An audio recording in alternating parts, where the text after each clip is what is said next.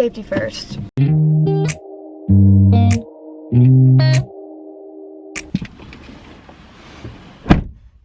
That was so cringy. Anyways, hi guys, welcome back to my channel. So for today's video, I'm going to talk about my experience at the DMV getting my license. This won't really be useful for people who don't live in California because I bet DMVs in other states are different. Not really sure because I've never experienced them. But I know one thing about DMVs in California is that they're the most unorganized place ever. I'll just quickly go over how it works if you don't know. So when you turn 15, you could start taking your driver's ed course. I took mine online. I think you could also do it through your school, depending on the school you go to. Through my school, you could do it, but I didn't want to be like in a class for it. I wanted to go on my own pace. So then when you turn 15 and a half, you can go take your permit, which is a written test. Well, technically it's not written, it's multiple choice. My biggest tip for studying for your permit test is look up on Safari, CA DMV practice test, and click the first link. Do as many as you can. I started studying the night before, and then also when I was waiting in line, I was practicing, and I really suggest doing that because some of the questions on the permit test were the exact same. So let's say you pass your permit test, then you can drive only in parking lots. I mean, legally, technically you could drive anywhere, but I don't suggest doing that. Then you're supposed to set up a driving lesson with an instructor. I'm not going to say who I did it through because that could expose my location. After you do your driver's lesson with the instructor, you can drive anywhere with someone 25 or older with a driver's license in the car. If you just have your permit, you can't drive yourself. If someone 25 or older is in the car with you with a driver's license, then anybody else can be in the car with you. Also, I forgot to mention that you need 3 driver's lessons with a driver's instructor, and 50 hours of driving is recommended. And then 6 months later, when you turn 16, you're eligible to take the license test, which is the behind the wheel test. You're here, the person who is testing you sits in the passenger seat, and they basically test you on some things. They test you where your windshield wipers are, your headlights, your emergency lights, your hand signals, definitely know that. And then also your turn signals they test you on. The only other thing I know is that they tested me on where my defrosters were. So just make sure you know what all the buttons do in your car, because then you are prepared for anything. Okay, now to the actual driver's test. So one of my biggest tips is to put your hair back. I didn't do this. I don't know why, but I feel like that's such a good idea because the driver's instructor can see if you turn your head more. Don't know if it actually helps a lot because I didn't use that. I passed without using that, but if you want to make sure to do that, do that. I'm gonna talk about the 2 things that I got marked down on. I didn't look more than twice every single intersection that I was turning right at, and then look both ways before you enter an intersection, especially if you're the first car. Like the light turns green before you go, just look both ways and then go. Turn on your turn signal like 100, 200 feet. I don't know the exact number, but a good amount of time before you have to turn. And then also don't forget to look in your blind spot when you're switching lanes. That's not something that I got marked down on, but just remember to do that. The other thing I got marked down on was when backing up, I need to look more that way than in my rearview mirror. I definitely messed up on that. I realized that I look a lot more in there when I was backing up. Basically, there's this thing on the test where you back up in a straight line for a certain amount of space. My mom is right there. Bye.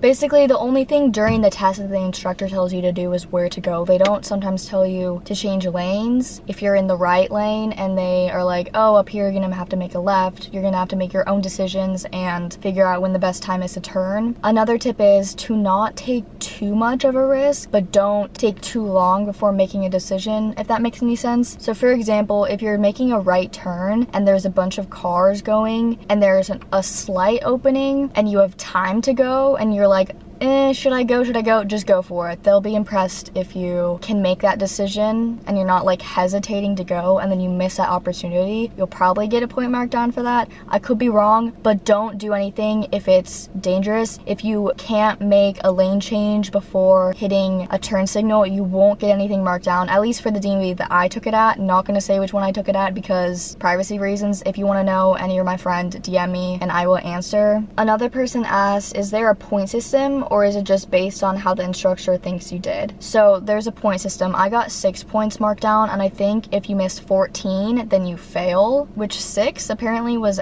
good for people. I don't know. Okay, hi guys, it is now 1:18 and I'm going to film the rest of this video. So I posted a poll on my Instagram story and I'm basically just going to answer those questions, talk about more stuff that have to do with those questions, and then, you know. Someone asked, are you excited? I'm definitely very excited for all the content that's coming soon, that, and just being able to drive myself. What is the first place you want to go when you get it? So I already got it, and the first place that I went was Chick-fil-A.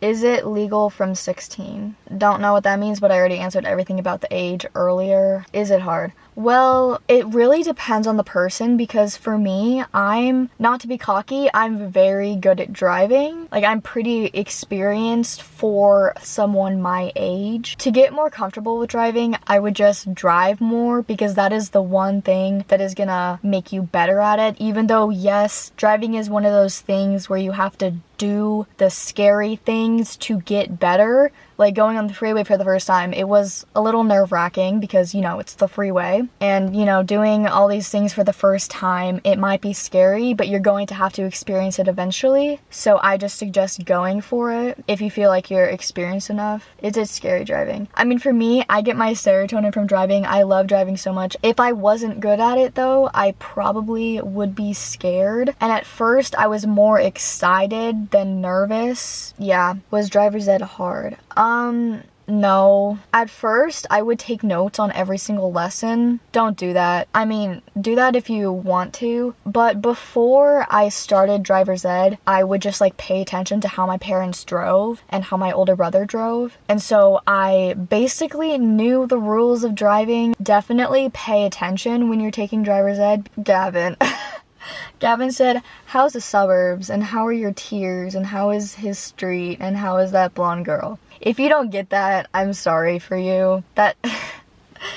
Oh my gosh. How long had you been preparing for it? For the permit test, I already mentioned that I started studying the night before, and then when I was waiting in line. The closest thing I did to prepare for my behind the wheel drive test was during my last driver's lesson. They basically tested me how I would be tested on the actual behind the wheel test, and so I did that thing where you like back up in a line. Yeah, I guess that's the closest thing to me preparing for it. How was the driver's test? I mean, it was nerve-wracking standing in line, but when I was actually taking my test, I wasn't nervous. The person who tested me was very chill, didn't make me feel like I was doing anything wrong. I mean, you know, like I said, get my serotonin, I guess, from driving, so it wasn't, like, hard, really, for me. Okay, the last thing I want to mention, sorry if this video is long, but I wouldn't suggest overstudying for your permit test, because then you would overthink things, I think. I mean, from my experience, if I overstudy, I overthink my answers and I end up second guessing myself and then getting it wrong. I studied the night before because I was pretty confident. Maybe like for 5 minutes every day for a week, or like 10 minutes every day for a week. That's a good amount. But what I did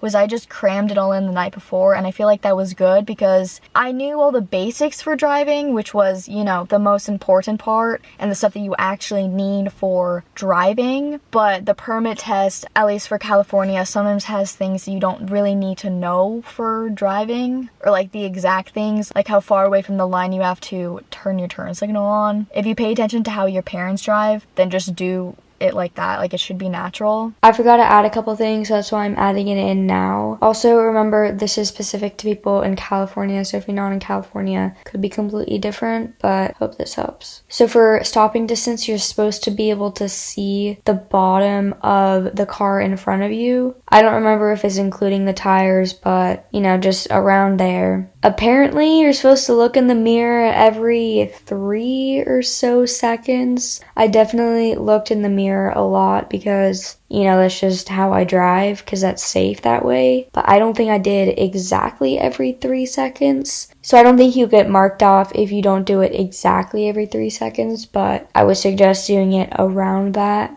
For your hands, you're supposed to keep both hands on the wheel at all times. I am very comfortable with driving, so sometimes I don't drive with both of my hands on the wheel. Sometimes when I'm sitting at a stoplight, I put my hands in my lap. But the actual behind the wheel test isn't very long, especially with COVID. And then for the speed, just know the speed limits or look out for the speed limits if you don't know them. Apparently, if you go 10 miles above or below the speed limit, you'll get marked down on. So yeah, that's my tips that I forgot to put in. Thank you so much for watching. I hope you enjoyed. I hope this was helpful. Comment down below the car emoji. Thank you so much for watching, and I will see you in my next video. Toodles.